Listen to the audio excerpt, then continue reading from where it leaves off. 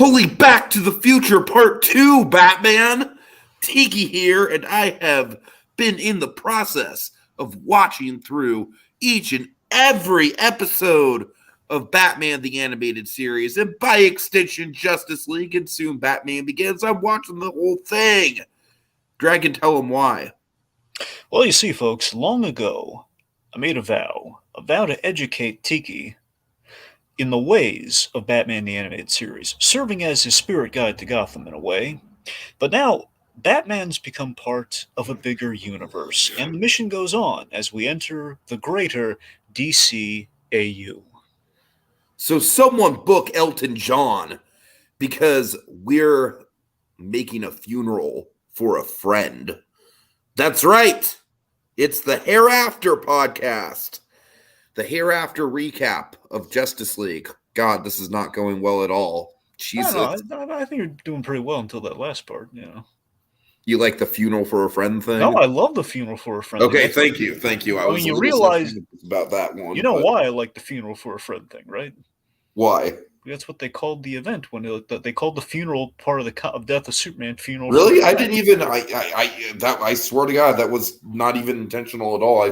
Funeral for a Friend is like the memorable opening song on Goodbye Yellow Brick Road. So there you go. Again, you were doing great until you bombed at the very end. But yeah. All right. Well, I don't know what to tell you, folks. Anyway, I think you should. That guy says I missed the Batman stream, but I watched the movie today and I really enjoyed it.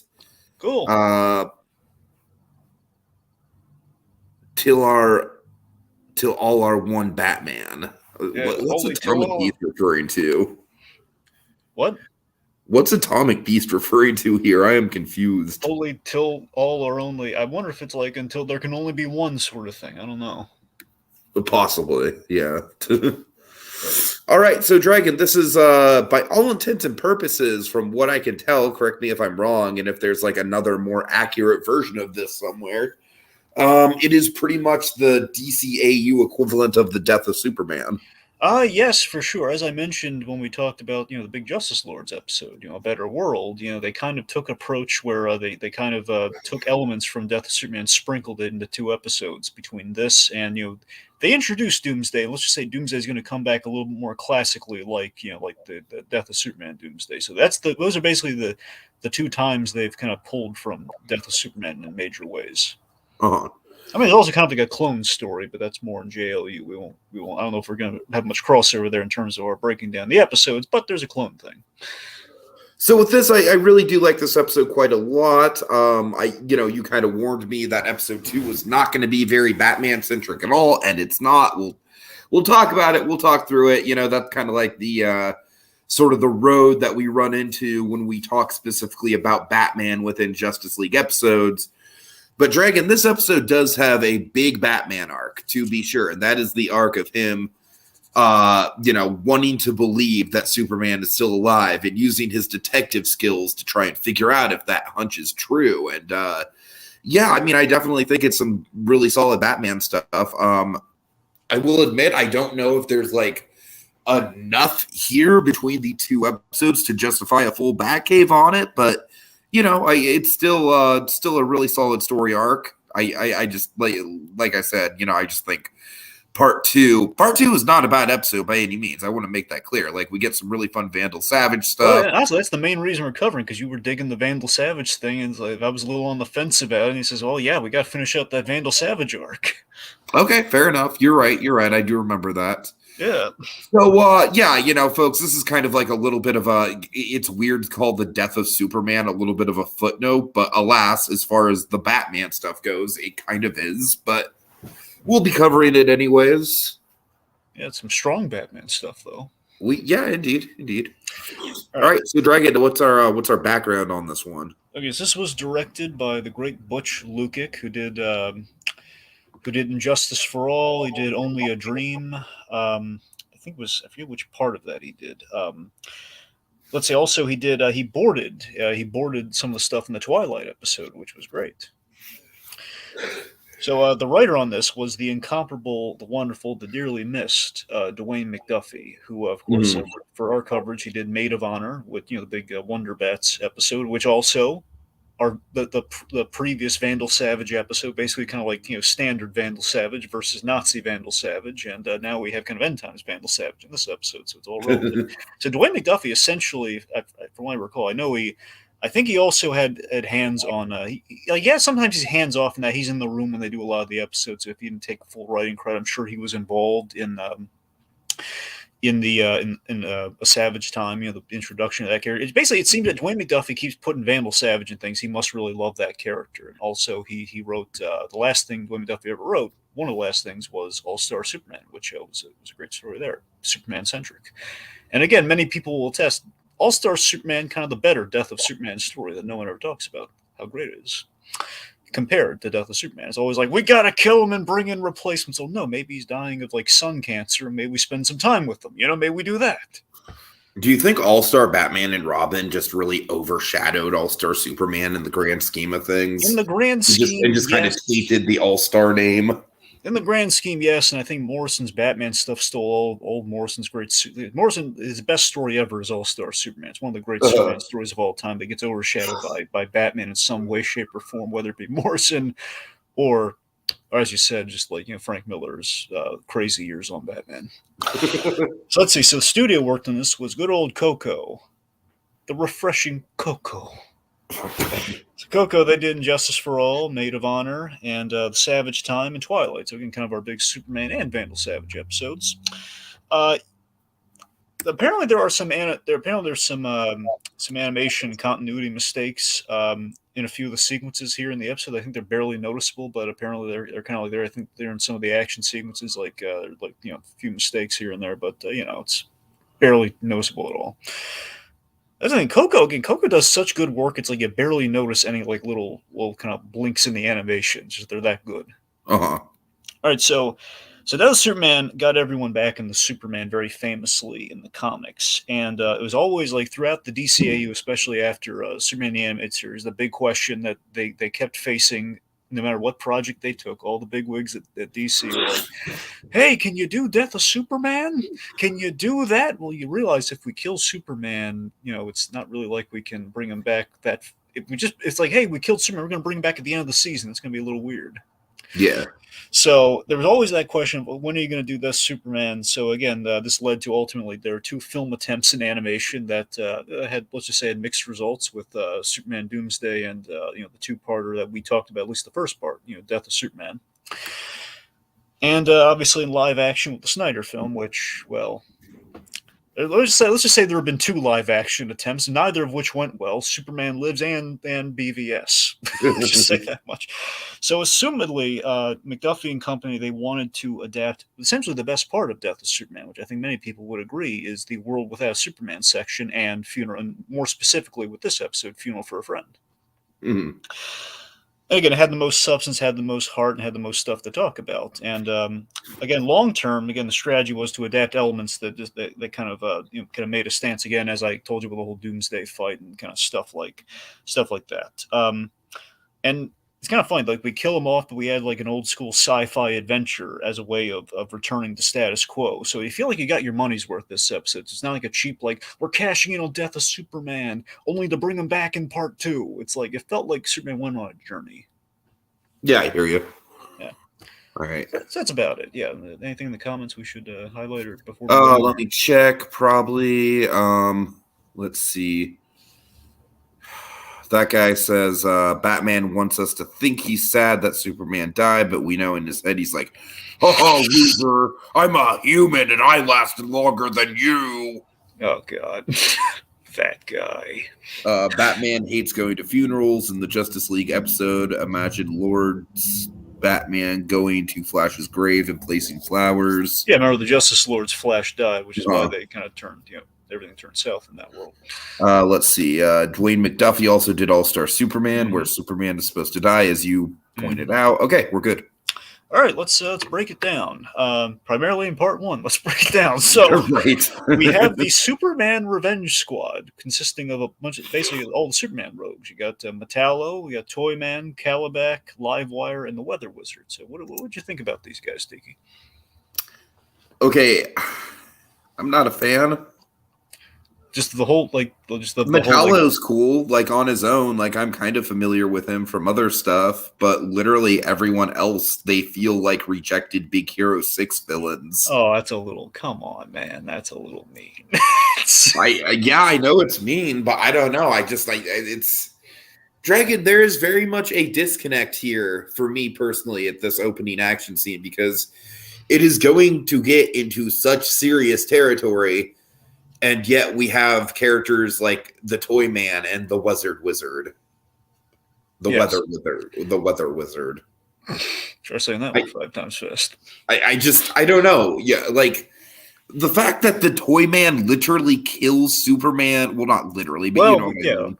Appears to kill Superman like with a giant fucking Transformer toy. Like Dragon, to me, it almost kind of reeks of like, okay, like, you know, like we're gonna quote unquote kill Superman, but you're gonna have to do it in the most family friendly way possible. I mean, I don't know. I like the surprise factor of that scene. Like of all the people that kind of dispatch, it's not Metallo, fucking Toy Man or whatever he is. Yeah, no, it's Toy Man. You got it. It's like, yeah, it's. I mean, I love the Wonder Woman reaction that we'll get into. That's what I'm good. saying. I think that saves it, man. So the fact that you don't see it coming, like the deafening silence, is what saves it for me. Yeah. I don't know. Here's the thing that bothers me with the Superman Revenge Squad, which I like the Revenge Squad primarily in concept because it's like a deep pull from like the early comics, and the only problem is, and I guess you're going to be on a different side of this one, but essentially. Superman Revenge Squad was always comprised of lame Superman villains, actual bargain bin like Superman villains, but this one actually has like some of the good villains from the animated series, which I don't know. I feel if you rewatch them in the animated series, you like these guys individually, maybe appreciate the. I mean, like I said, I do remember Lobo. I like Lobo. That's about the only one that I remember liking like before this episode. So again, I don't know. That one might be more of like a rewatch thing for you. I don't know. Sure. But here's the thing that bothers me about this episode. The biggest irksome thing I have with this episode. So, we've said a lot of lovely things about Corey Burton over these many years. Am I right? You're going to say something bad about Corey Burton? Well, moderately bad. Dragon, oh my God. You might tip the scales of our universe here. So be careful. With the exception of Michael Dorn, the guy who voices Calabac, from Star Trek, Worf, that guy, and I Am Weasel, Weasel from I Am Weasel, that guy. He's the only villain that came back for this whole litany of Superman villains, which just feels really weird to me. Like, really, we couldn't get any of the other ones to come back. Now, Corey Burton is basically tasked with voicing all the other male characters of this team besides Michael Dorn, which in itself impressive. But I will say this: I think he does a stellar job with 2 out of 3. Okay, he's great as the Toy Man. It's rather seamless with the Toy Man, and Weather Wizard again was a low bar, so it's fine. The problem, Metallo, Malcolm McDowell is the voice of Metallo. Dragon, the Corey Burton cannot simply replace the voice of everyone who has ever lived. All right, I know, that's a hard task. It's like not. That's what I'm saying. It's like we saw the line. There's only so much we can put on the poor man's shoulders. Where it's like the one thing he can't do is sound like Malcolm McDowell. I don't blame him for that. I blame us for saying, why didn't we get Malcolm McDowell? If we couldn't get Malcolm McDowell, why would we do Metallo? That's what I say. Mm-hmm. And Maria Canal says as a live wire, which is fine. Anyway, so basically you're saying like the whole robes and like stabbing the symbol, it's not doing it for you. I mean, I just think I don't know. There's just it's a disconnect as far as like the tone of these villains compared to like how serious the episode is actually going to get very quickly. Okay. All right. Anyways, you know me. I'm a whore for tone. Yeah, you're on a street corner and everything. Yeah. Okay. The point being, over the top or not, and mixing with the bunch. The Superman Revenge Squad is a means to an end, and that means to an end is we're in Metropolis. The Revenge Squad. Hey, baby, I'm looking for a good ending. Okay, that's a little much. I'm sorry. Go ahead. So, I'm looking for a Kevin Smith credits moment. Oh, God. So, the Revenge Squad, they're causing trouble in Metropolis so they can ambush Superman. They get the Justice League. Instead of Superman, Batman flies in on the Batwing, more so the Bat plane, because the Batwing's far cooler, because I have a gripe with that in this episode. Yet again, we destroy the thing. Batwing went down maybe once ever. The Bat plane, every episode, every time it appears, it's only in there to be shot down. Point being, Batman calls out the ambush. He's flying in there with the rest of the Justice League support. They do something really smart. They slingshot Metallic with Wonder Woman's lasso, so Superman can actually come in and save the day. We have Green Lantern saving people, like saving civilians in a tornado, which, you know me, I'm always down for that sort of thing. We're saving people. We're not just wanton destruction for the sake of it. We have Batman as a really cool action bit here where he faces off against the Weather Wizard. He swipes his wand. You should really get a strap for this. Bam! Punches him in the face. Awesome. And then we have a great entrance for Superman by proxy of Batman, where Batman goes up against someone from Apocalypse for the first time. This is kind of major. This is going to have a really awesome payoff down the line. This is Batman fighting Calabac, who's no small potatoes. Calabac's a huge guy. He's really strong. He can go toe to toe with Superman without any kryptonite or anything. Mm-hmm. So you go is that all you got? Is that all you got? Not quite. Judo flips him, little nod to World's Finest when Batman judo flips Superman first time they met. He gives him the bring it on move as Calabac saying, "Oh, nice little man. If you surrender now, I'll let you live and give you a chance to tell the story." Batman's evading him, and Calabac's insulted at this point. I just flattened Wonder Woman. You think you can beat me? And then Batman comes in with the great intro line: "I'm not trying to beat you. I'm trying to stall you. Enter the Man of Steel himself, Superman." Calabac's like, "Oh." Bam! Right in the face, through a few cars, and Superman throwing Batman some props here. For what it's worth, I don't think you could have taken Batman either, which I don't know to read that as an insult or a compliment. I like to think compliment. Yeah. All right, so Toyman's robot, the Iron Giant, as the Green Lantern calls it. If only the Iron Giant, if only Green Lantern knew just how much Warner Brothers would be whoring out the Iron Giant over the next 20 years or so. God, if only you knew. Now the Iron Giant is just nothing more than a cold walking husk of nostalgia, Dragon. That is the animated crossover film you want to see, isn't it, though? If you're Superman versus Iron Giant, oh my god, yeah, totally. Superman meets the Iron Giant.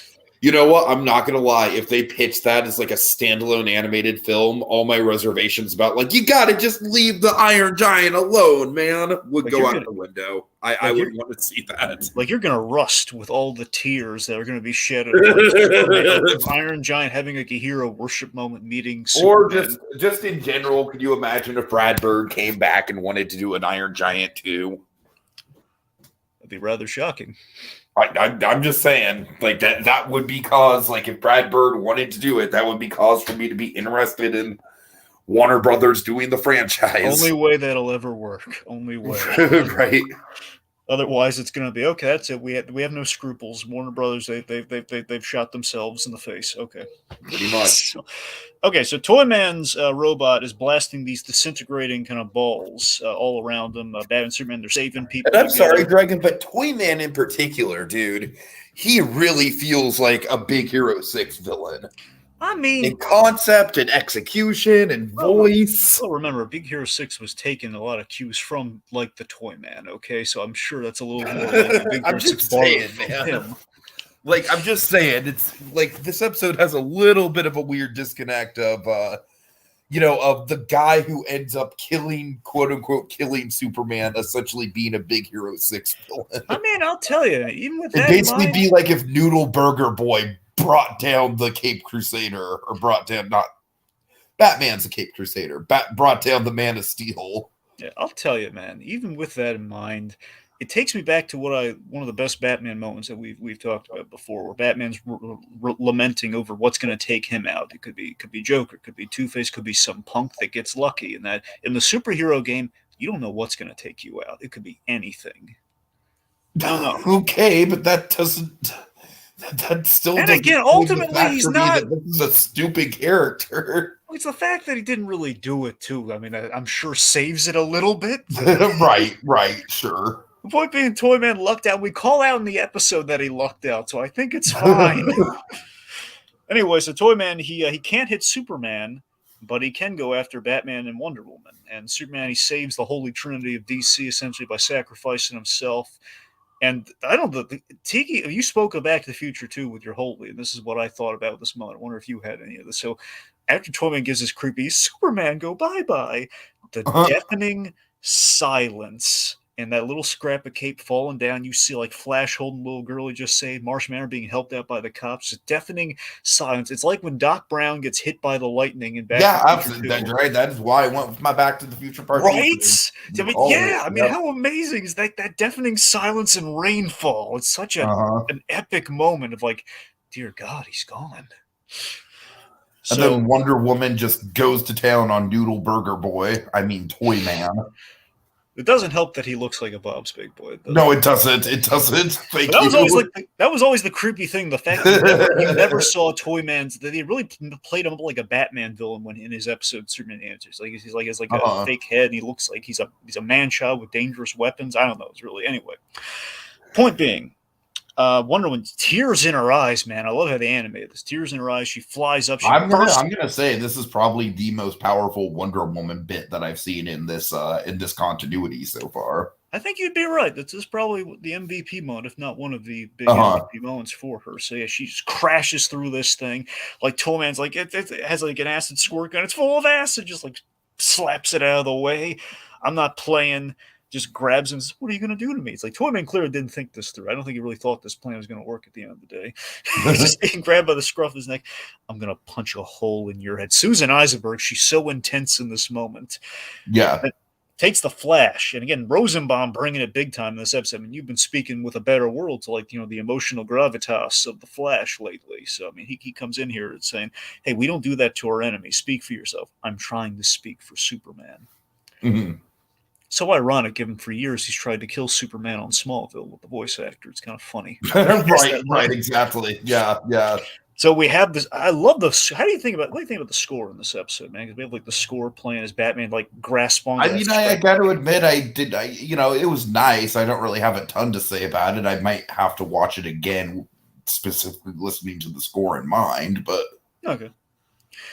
All right, so in the aftermath here, Snapper Carr, again, our Justice League's Jimmy Olsen, he reports on basically the funeral for a friend segment of Death of Superman as Justice League and the world assemble in droves with their ceremonial attire and everything. Got Green Lantern with like the ceremonial coats and Wonder Woman in her royal attire. Mm-hmm. We pose the big question to, can there be a Justice League without Superman? And the Martian Manhunter entertains this notion because remember, John. Whole reason he's on the Justice League is because Superman invited him on the team. But my big reason for being here is gone. But what are we doing this for? And then, to me, probably my favorite moment in all of the 2 episodes happens with Lois. Oh yeah. Well, before that, we have the Batcave. We got to talk about Okay. So this is a big moment for us, man. So Batman's obsessing over Superman's death. He's replaying the footage. Enter the real star of the show, Alfred. yes. Alfred enters, man, and dear, I'm going to have more screen time in this 40-minute episode than I have in the 3-hour movie. God damn it! He does. I mean, honestly, in the course of Justice League the series, I mean, he has like, he's got 2 scenes, but still roughly same, So Alfred, seriously, Zimbalist Jr., man, the Alfred, undeniably. So Alfred's tactfully consoles him because he knows how this young lad perceives loss. He knows this is not an easy thing for Batman. So I always love how tactful Zimbalist Jr. plays this scene as he informs him of the funeral that's about to happen. And Batman's just saying, I'm not going. What? It's just like, Alfred's like, wait, what? You're all about the funeral, man. You're not going? and again, Conroy, man, delivers it so conspiratorially. He just says, because he's not dead. It's like, oh boy. So basically, Batman lays out his theory about the whole conservation of mass thing, basically being that everything that beam touched, like Batman's so obsessive. I love this. He grabbed every piece of debris that had been touched by that. It's a very solid theory, Dragon. It's very solid detective work. It is. And he just basically finds out, okay, no, he can't. I don't think he's dead because, matters like you're going to find scorch marks and everything here. These are just gone. There's like it's conceivably Superman he's somewhere, but we don't know where and we don't know how to find him. So that's great. Anyway, so Alfred again, I love this bit with Alfred. And again, we only use Alfred twice in Justice League. We use him 3 times. Sorry, we use him like in 3 scenes. And he's great in all these scenes. We give him this bit here where he's saying, "That's wonderful news, sir." I love the pause. That's wonderful news, sir. But shouldn't you make an appearance anyway? What for? There's work to do. It's like, yeah, Batman's not going to waste time. Again, Batman just can't give in to the thought right now that Superman might be dead, or else the scene later happens right now. He's got to compartmentalize, or else it's going to let the emotion get into his head right now. So Batman's like, no, I'm busy. I'm doing work. I'm going to find him, darn it. That guy just quickly says Alfred is an honorable member of the Justice League. Damn straight. Yeah, the reserve member we all want. You better believe it. Anyways. All right, so then we have essentially a cameo fest at the funeral, but a nice cameo fest. You have the Green Lantern Corps. You got Alfred. I didn't mind it. I feel like the situation calls for it, and we have been building up our cinematic universe through these shows, so I think this was a good time to show that off. Yeah. So think about it, man. We see Tim Drake, like not an alternate timeline. Tim Drake. Tim Drake is there with Alfred. Right. So we have them. We have Aquaman and I believe Aquaman, Mira, and Dr. Fate and company, and then we have your scene, man. Go with it, man. So Batman's not showing up, and they're thinking maybe he's showing up finally because they know he doesn't handle loss well. And Wonder Woman taking up for Batman again, a little symbolically, a little fondness for the Batman. Point being, someone's arrived, and Lois Lane ain't happy about who it is. Man. Okay, so yeah, I mean, Dragon, like, genuinely speaking, I really do love Lois Lane as a character, and I just think Amy Adams and the writing on Amy Adams, Lois Lane, just did her dirty. Just really did her dirty, because this is the Lois Lane that I love, Dragon. Dana Delaney, the woman who was in Phantasm, man. Dana Delaney. So she just gets up and she instantly just starts berating Luthor for being there. Like, how dare you show your face around here? And Dragon, of course, we've been kind of excuse me. We've been kind of hyping up the Clancy Brown Lex Luthor for a while now within these episodes, and God, I love how soft-spoken Luthor is on the animation. The bit where Lois just embraces Luthor and the two kind of share a gentle hug. Like, it breaks me, Dragon. It breaks me. The fact my God. And it's again, so a little bit of the DNA of what they would look at for something like Megamind, where it's like, again, you have the arch villain and kind of finding comfort for a moment there because this guy's been in their lives and define the relationship. So Lois like slaps him and do that. Plus, in the DCAU, if I recall, they kept this element where Lois and Lex dated for a while, which adds like a kind of extra layer there. So, but the fact that Lex is like, even Lex is genuinely emotional about Superman dying. Yeah, just the whole believe it or not, I'm going to miss him too. Because ultimately, and this is the wonderful thing about the Lex-Superman dynamic, especially in the DCAU, is that Superman inspired Lex in a negative way, but he inspired Lex to rise up and be craftier about his crimes. Like, it's always like Lex is like, he always thought he was the tallest, he was in the tallest building in Metropolis and no one could ever like rise up, beyond him, and then a guy could fly. And he was always trying to measure up to that guy. So for better or for worse, does look up to Superman. With him gone, like, what do I do now? Who do I screw over now? All right, so Martian Manhunter gives a lovely eulogy. Which Martian Manhunter is also on fire this episode with how sentimental he is and just ticked off he is at Lobo. He gives. Yeah. Also, they're all wearing the black armbands, which is a pull from the Death of Superman, where they're wearing it and they sold it in the comic when people bought it. So let's see. You have like this breaks my heart too. You have the Kents like kind of in the corner somewhere. Oh my God, yeah. The Kents just seem broken up by the whole thing. Obviously, everyone does, but the Kents in particular. You have like Supergirl and Batgirl there sitting next to them. It's like, oh yeah. You know what's haunting about the Kents, Dragon, is that they don't linger on it, but what's going through their mind is, I can't believe that we have outlived our own son. Absolutely. It's just utterly heartbreaking. Yeah.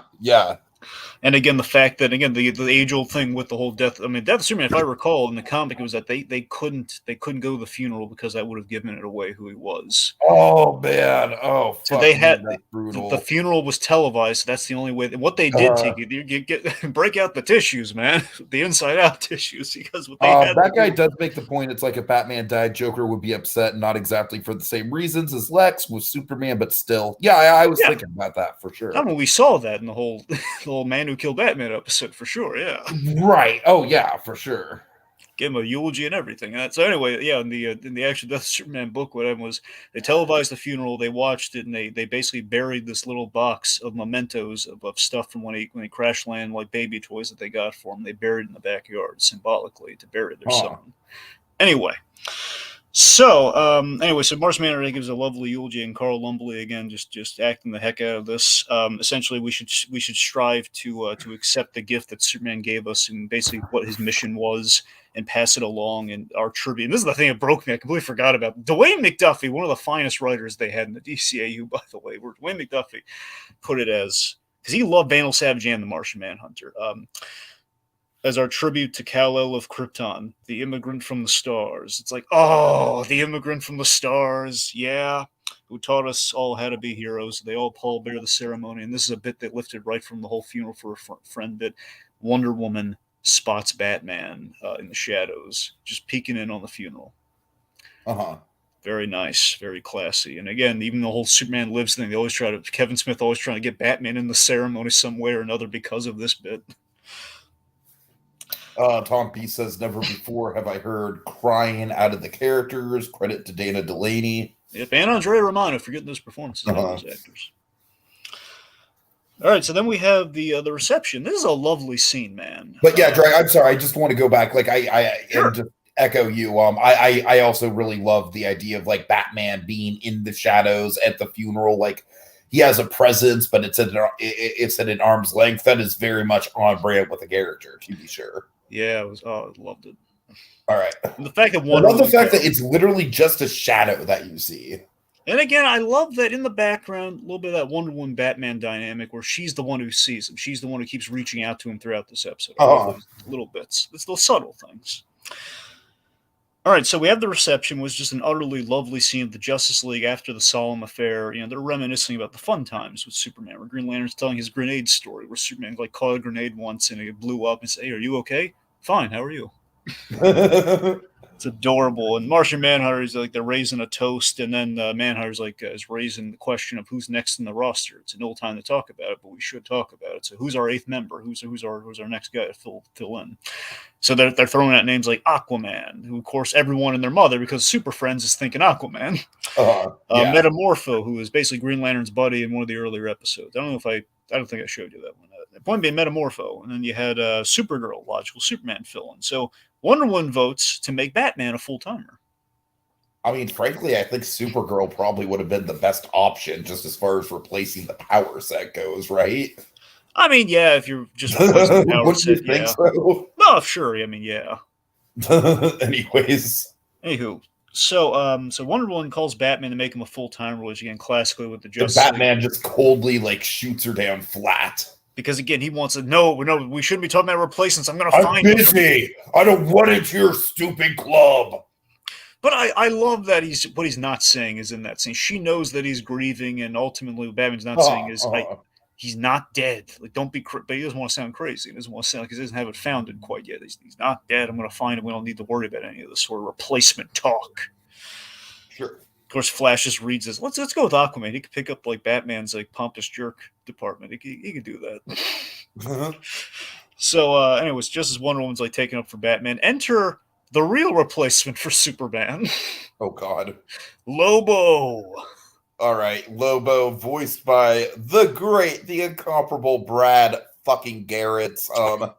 Yeah. God, I can't believe there was a time that through Everybody Loves Raymond, I actually did not like Brad Garrett. I feel so silly. He's such a great voice actor. Really? Did that turn you off to Brad Garrett? It turned me off to Brad Garrett for a minute, Dragon. I'm not going to lie. Before I knew just how versatile his voice acting was. And then, of course, Ratatouille happened. And after Ratatouille, I was kind of like, all right, Brad Garrett can do some good voice acting. But little did I know just how much good Brad Garrett's voice acting was out there. Yep. Right. I mean, even before Ratatouille's in Nemo. No, that's what I'm saying. Ratatouille was my personal introduction to his voice acting. But yeah, he was all over the place even before that. Even before that, he was in A Bug's Life. But yeah, anyways, right. The point being, as Lobo, always like a great. Of course, Lobo is essentially depending on who you ask, Lobo is kind of like the Deadpool equivalent for the DC universe. Again, Brad Garrett, just kind of that sort of character to play was just kind of. I just love how earnestly this dude wants to be a hero in spite of like just not being cut out for it. I think it's in a weird way. It's oddly endearing, a little Peacemaker-esque for the folks that have seen it. Yeah, I know. You're right. It is endearing. This the fact that this guy's so delusional. He doesn't see at all that he's kind of a scummy bounty hunter and not hero material. Because again, like he's Right, more willing to right. kill people. Like I forget if this version. I'm pretty sure this version. Yeah, no, sorry. I know for a fact this version confirmed it. He killed his whole clan of his own people. So, I mean, not exactly the guy I want putting on the S. You know. Uh-huh. So he crashes through the watchtower, which causes like a giant, like like air. I just love how offended the rest of the league is in his very presence. Particularly the Martian Manhunter, who's like he was Uh-huh. affected by Superman, was really his friend and really got him out of his shell with Yeah, humanity and totally, everything. totally. And it's the fact that leave here now. It's like, man, Martian Manhunter is ticked off. Like, leave, no, get up and leave here. So he wants to join, just very insensitively pointing out like Superman's kicked the bucket, since you since you got rid of him. Hey, he was our friend. Yeah, me too. I saved his life once, which is obviously, if you've seen the Main Man introductory episode, did not go down that way at all. Yeah. All right, so but ultimately, Tiki, looking back, I never thought about this before until we did this.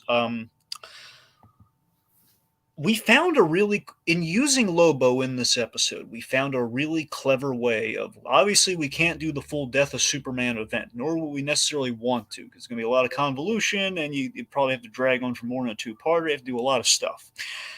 I love that we took the opportunity to fit in the most 90s character ever from DC and put him in the episode just to kind of evoke a little bit of that 90s, the 90s, we got to replace Superman. We're making fun of the whole we're replacing Superman until he comes back thing with Lobo and just kind of coding it in 90s with that character. It's really funny to me. I really like that. Sure. Yeah. It's a really clever way of kind of paying homage to that without being a direct, like, he's Eradicator, he's Cyborg Superman, he's the punk kid, teen Superman, he's Superboy, but not the good Superboy with the t-shirt. All right, so I love that Green Lantern knows about Lobo, because again, he's been in space, he knows about the Space Bounty Hunter, he knows about it. One was like, "You're no Superman, the ladies say different." So much quippage from Lobo. We'll be here all day, so we can't really highlight all of that. Lobo does not take the rejection well. What he does is he thinks it's like, "Oh, you need an audition? Well, get ready for one." He basically causes a big old fight in the Watchtower, which he's basically destroying the heck out of. Meanwhile, big Conroy Emmy moment here. Okay, Batman at the Monument. Oh yeah, for sure. This is definitely a Dragon. Anytime Batman has a soliloquy about death, it's likely going to be memorable and emotional and effective. And this is no exception. I mean, again, this is, I think, Conroy reaching down to a deep place. Again, obviously, death is a meaningful thing for Batman, as you just said. And again, there definitely brings up some vibes of probably the best scene that's ever been played by Kevin Conroy ever, which is the vow scene at the gravesite of the Waynes in Mask of the Phantasm. With Andrea showing up. The whole like, I didn't count on being happy. That whole scene. Uh-huh. So this is just a beautiful testament to the friendship that the arc that Batman's gone on in the DCAU, and the friendship. Again, Superman is the gateway for his arc in the DCAU, because we have the world's finest. Literally, Batman's world gets bigger. The foundation of the DC universe grows with the introduction of Superman and these two characters meeting each other, which brings Batman into the sunlight as a team player on the Justice League. So this is huge. Superman is a huge factor in Batman's arc in the grand total of our story. So just a powerful performance of him saying, "I've got some things to say." He's starting to think he's hit a dead end. He's wondering if he's wrong. And he puts it on Front Street, a vulnerable moment in private by himself, just so he doesn't have to admit it to anyone else, where it's like, "I've got some things to say. I should have said them when you were here, but despite our differences," and his voice softens, "despite our differences, I have nothing but respect for you. And I hope you knew." And I love the pause. "I hope you knew." He corrects himself. "Know that. You show me justice doesn't always have to come from the darkness. I'll miss." And then, of course, interrupted by, this gag is so beautiful. McDuffie just killed this line here wonderfully. He says, "I guess I'll miss." And then we hear chaos going on in Metropolis behind him. The Batman's like a comedy moment. "What did you always call it, Clark? The never-ending battle." Yeah. just utterly wonderful. Just beautiful writing. Just perfect. Okay. So let's see. So Batman's dealing with a bunch of, basically all the Superman villains, and some of the Justice League villains are overtaking the now for the pickings Metropolis. Calabac, he's like, "This looks like a job for Superman. Oh, but I don't think he's come." Being a real prick about it. So Batman's firing a missile. I love this. Batman takes out 3 Superman villains at once. Just 3 bad guys at It once. does kind of like, it is a nice sort of satisfying, like, yeah, like kind of a lame villain took out Superman, but look how easy they're going to be disposed of. Yeah, so I love that Batman, he takes out like 3 of these guys, but still it's just there's too many. It's just world without Superman is a little insurmountable. Metropolis is kind of doomed without Superman, where we have Batman fires a missile at him. He ejects Livewire, shoots down the Batwing, which for the Bat plane for the umpteenth time. He ejects from it, like kicks Deadshot, and he kind of takes a Copperhead. That's 3 villains all in one glide, which is really impressive. Mm-hmm. But again, ultimately knocked out by Livewire. Batman's in trouble. Meanwhile, Justice League deals with Lobo. We have like Hawkgirl's hitting him with the mace on top of his head, which is kind of funny. Again, a lot of fight going on, which they then break up because Batman's going to need some help. Metropolis is in chaos. They reluctantly have to bring Lobo with them to stop the madness. So let's see, because they weren't going to leave him in the Watchtower. It would have wrecked all their stuff. All their stuff is there, Tiki. Yeah, and then I like how solemn the League is about, like, well, fuck, this guy's gonna have to stay with us. Yeah, we don't really have a choice. Yeah. So, long story short, we got a lot of cool action. Like Batman puts out Volcana, who's shooting at Wonder Woman, the girl he likes, shooting at Wonder Woman.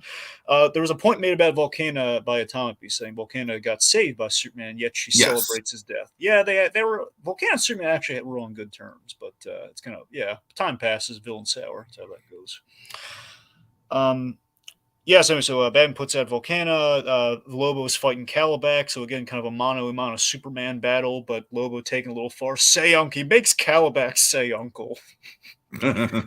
Throwing cars at him. And anyway, so Lobo is like, hey, with Lobo on your team, who needs Superman? Which then brings in kind of like the solemn, like, more. Yeah, that's what I'm saying. Like, that line really does kind of like bring home, like, everyone's just like, well, fuck, this sucks. Yep, and that's the end of part 1. That brings us to the reveal that Superman's alive, but stranded in what seems to be another planet. Mm-hmm. All right, so part 2, which is going to go by like that, folks. So buckle up until the end, essentially. So part 2, how do we do a part 2 episode that barely has any Batman in it? Well, basically, we wait till we get to Vandal Savage. So basically, we're going to fast forward until Vandal Savage. So, okay. Long story short. Superman, he's stranded on a world with a red sun. We get some neat survivalist stuff. You being the Survivor fan that you are, what'd you think? Drake, this is not Survivor is about social politics. This is more like Survivor Man style. All right, fine. Survivor.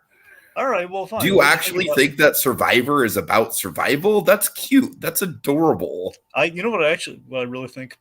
I think I'm going to make just the impression off the cuff that Survivor started as that, but then it became like a whole team's. Oh, you're totally correct. You're totally correct. I am. It did start out as like a survival thing. Okay, there we go. Yeah. I wasn't that I would say the first like 5 or 6 seasons, it was very much an emphasis of like, oh man, like these people they're in a real situation, man. But yeah, as the series has gone on, it's been more just like alliances and idols and scavenger hunts. Let's just see people be really catty to each other on an island. I mean, that is kind of the appeal of Survivor in some ways. Right there, that what you just threw out. So regardless, Superman in scavenging mode I thought was kind of cool. Like we're taking like all the Superman doesn't have his powers. He has like what was kind of teleported with him. He's got like this car. He's got gas cans, a battery, some flares, some flash candy bars. The light speed energy bars. Let's see. So he kind of dons the barbarian look because he's growing a beard, and again, kind of paralleling Vandal Savage and kind of looking like a caveman, a barbarian himself. He kind of runs against some aliens. And has like the Man of Steel look almost. Yeah, a little bit. Yeah, for sure. Yeah. So let's see. So he makes a sword. He kind of kills a wolf and wears its clothing, and he befriends the rest of the pack. Kind of feeds up their leader to them, and kind of a screwed up thing, if you ask me. Point being, Superman's traveling to find like a homing being. He thinks he's on an alien planet, and he's going to reach in like a good reception area so he can contact the Justice League and hear back from where they are, so they can pick him up. Finds out basically we reveal it's a Planet of the Apes reveal. Like, oh god, the Watchtower has crashed, and not only has the Watchtower crashed, this is Earth. You maniacs! You blow it up! Well, in this case, you maniac, because we know who blew it up. Vandal Savage! Bum, bum, bum. Yeah. So yeah, how great is Vandal Savage in this, man?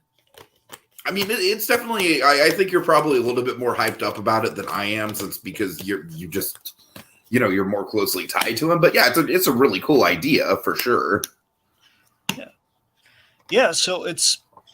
I mean, I love the idea. Of course, I'm a sucker for an immortal character, but specifically what I liked, here, just kind of with the arc of Vandal Savage, is he's never fully the same each time. And here we just kind of push him forward each time. That the longer he lives, the crazier he gets. And him living to the end of the world, like having won. We reveal that he won. He basically like I forget if it's 4 days or 4 weeks after Superman dies. After Superman dies, he basically hatched this gravity device plot that essentially, he killed the Justice League. Oh yeah, I killed Green Lantern. Yeah, right here actually, or there. Was it there? He's so cavalier and everything. It's like what if you took all the menace and severity out of Ra's al Ghul and just like, yeah, he's just very pleasant. He's charming. Right. That's what I'm saying. He's so darn pleasant. Like, you're insane. Oh, it doesn't really matter in the grand scheme of things whether I'm insane or not. Ultimately, Mm-hmm. so I don't know. I just really loved like the ambivalence and everything. Kind of with that character ultimately. So he's just kind of walking Superman around. Like the line that sold it for me, like the thing I was laughing out loud with in the episode was essentially the oh right. So he says like, you're insane. It doesn't mean I'm not good company. So that's the line. You're insane. It doesn't mean I'm not good company. Then a beat goes by. He says, say, you want to come over to my house? That's what I'm saying. That just crystallizes why I love this of the three Vandal Savages, man. It's just he's so darn pleasant, just crazy because like the world's over. This is the only other person I've ever talked to. Otherwise, it's just bug-like cockroach creatures. So let's hang out, man. Yeah, like he doesn't really understand the severity here. I mean, he's kind of overthunk it, man. He's had like 30,000 years to think on things. That's what's crazy about all this. It's like he's just kind of like he's been in complete isolation, reflecting on his actions. He's self-loathing over what he's done. Like he could have gone into space and found another life, but it's like no, he's reflecting on this. I've killed the world. I should be punished. It's the Ozymandias thing, Tiki. It's like. It is. I've reached the end. What's left for him here? So he's kind of Dragon. It's good stuff. I admit I just wasn't really all that dialed into it, so I don't have a ton to talk about with it, just because it's not Batman stuff. So, well, I mean that's fine. I still had maybe the pleasantries like the lunch and stuff. No, it's all good. I just like I said, I just don't know what else to say about it. It's decent. All right. Okay. So basically, just bearing forward to the Batman stuff here. Long story short. Superman discovers Vandal Savage has a time machine, which Vandal Savage has kind of forgotten about over the years. I mean, I will say that is one of the cool things about this Vandal Savage plot is the fact that he has been around for so long that he literally forgets what like big chunks of his story are. Yeah, and basically, which I do think is honestly like a realistic way to depict someone who's been around for that long. It's like you're not going to be able to keep track of all your history. It's like think about how hard someone in their 30s like how much memory is lost when you're in your 30s to being like a little kid. You know what I mean? Like just amplify that by like 10,000. Yeah, or maybe 30,000 in this case. Right, yeah. right. Yeah, and I mean, I love like he's living in he's living in the Guggenheim, which is a really cool look for his house. And yeah, it's so basically the main reason he kind of the time machine. Here's why I didn't use it. Where it was that he can't go back to a time where he also exists. Which of course Superman, big loophole. He just disappeared. He's not there anymore. He can go back. He was plucked out of time. He can go back. So they got work to do. Essentially, they fix it, but they need a power source. So they fight again. A lot of fight against some sci-fi kind of John Cartery monsters, some giant. I was not a fan of that side of the episode. I mean, look, it was like I kind of like appreciated the sci-fi thing. It was not my favorite part of the Vandal Savage stuff, but it was a means to. I mean, you know me. I'm just not a fan of the fighting. You fight to begin with. Yeah. I mean, I preferred when Superman was going up against the wolves earlier compared to the giant Uh-huh. bugs. But anyway, point being, they have this the 0 point. Essentially, it's a 0 point power source. It sounds a little like 0 point energy to me, but it's well, Incredibles, yeah, kids. Anyway, point being, this gives Superman a solar charge. He's got his powers back, saves the day, and then we have just bring back to the important stuff. Really good ending on Vandal Savage here, where he says he bids farewell Superman, and he basically kind of begs him, like, like, stop me by whatever means necessary. Like, Uh-huh. Uh-huh. save the world. Do what you were born for. Save this world. And he And yeah, handshakes I him. will agree that the ending was definitely the best part with him. Him just kind of just waiting and then slowly disappearing, like, yeah, good job, you did it, Yeah, I that mean, was it's satisfying for sure. yeah. And again, it's the fact that Superman Superman is always like this guy, like literally tried to take over the world twice, and Superman has kind of befriended him in this really weird circumstance. At least this alternate timeline version of Vandal Savage. Ultimately, it's kind of it's a really unique idea that I love that McDuffie kind of pushed forward on that. So anyway, so Superman comes back right before Deadshot. Basically, Batman would have been the first to get killed, and all these Justice League members getting killed over the years. It's the fact that Deadshot was about to kill Batman. Superman saved his bacon. Batman throws the batarang. And like Wonder Woman, so overjoyed, like Superman. She's so darn happy, Uh-huh. like their buddy's back, and they're very psyched about this. Let's see. So we have the bit with Batman here, as they're all like Wonder Woman's digging the beard. Wonder Woman's digging the beard on Superman. He says, "Are you going to keep it?" No, not a chance. And man, we all missed you. Even some of us here that won't say it. And of course, Batman knew that he wasn't dead the whole time. Superman's, I guess I'll take that as a compliment. It's like, oh, Batman, you do care. You do care. We just saw it, man, but you're not going to tell him. And I But like that. who's not happy about this whole arrangement, Dragon? I'm going to say Lobo. Yeah, Lobo is like, oh man, I missed my chance. Yep. Oh man. So Lobo essentially is fired by Superman's like, okay, no, you're not just sleeping. Right. I love that Superman just he's not even like gonna force him out. He's like, Lobo, I just don't care where you go. Go chase like a bail jumper. Just get out of here. Like, get out of here. Yeah. Like, Lobo, no Loboing, man. Get out.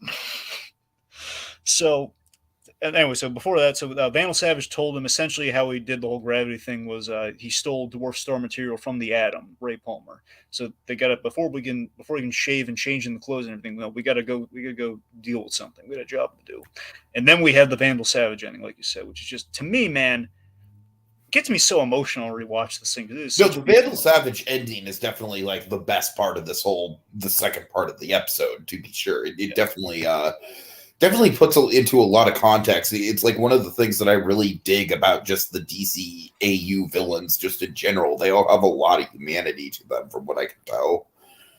And it's like the only thing he wanted was, after all those years of introspection, is like he's wanted redemption, which seems so impossible, and just like that moment of like, I don't care if like I can never die. So like he was given the gift of death, oddly enough, and just seeing him fade gratefully, just thank you, my friend. It's like, oh my god, taking that character is the usual, like, I'm an immortal dictator, it's my thing, and just taking him to that human place. That's why I love this. Out of the 3 episodes with Savage, man, it was delightful. Loved it. Totally. All right, so yeah, for final thoughts, I mean, I don't necessarily think this is the best Justice League that we've covered. But it is a very, very good representation of what the Death of Superman storyline can be. I'm not going to lie, I'm still a little bit put off by the fact that he was basically gunned down by Big Hero 6 villains, Dragon. That still kind of bothers me. I'm sorry. Again, they were inspired by them, though. I know. They're just silly. But other than that, I think the episode definitely hits all the right notes. I wish that there was a little bit less fight in the second part with the survival stuff, but all the Vandal Savage stuff definitely makes up for it. Really good, really good kind of like character building for all the team members. Good stuff overall. Yeah, final thoughts from me. Again, I think we nailed the Funeral for a Friend and the impact of Superman. I like that it kind of turns into like a fun sci-fi adventure, which basically, I think ultimately the reason I kind of dug it was it kind of legitimizes like the story, the kind of the Superman stories from the 50s in a way. It kind of gave him more of like a John Carter polish, one could say. I don't know. Just Superman without his powers on an odyssey to save this, essentially to save a world without Superman, one could say. Look, I adore the Vandal Savage arc, as I've kind of said ad nauseum. Just again, Vandal Savage stuff is some of McDuffie's finest writing. My heart's a flutter for Batman, Grieve, and Superman. Again, I'm emotional over that Savage ending. I think it's a great episode. I'm sure some people out there, the big Death of Superman aficionados, are going to say, "You just gave us a tease at Death of Superman. What's wrong with you?" I mean, guys, we've taken 2 stabs at an animation and 1 major misfire with the Snyder film. Look, it's a shame we can't combine, pick and choose, them to some degree. Like we can't just like this would be the perfect for a Friends segment. I think probably Superman Doomsday is the great kind of death of in killing Superman, and I don't know. We can't mix and match. But this probably like kind of hit the mark closest on like the greatest hits of that story, and that guy has a final thought as well. Mm-hmm. I take it that guy has a yeah, that guy says, final thought. I wonder if Superman will invite Batman to his wedding. I would like to think so. Yeah. All right. So, yeah, take us out, Dragon. A high-stakes card game in Vegas? A love story unfolding? The Teen Titans? Kind of. Can Batman and the Justice League foil Joker's televised plot? Will the Joker have an ace up his sleeve? Tune in next time to find out. Same animated bat time, same animated bat place. On the next episode of the Animated Batcave with Wild Cards. Say, you want to come over to my house?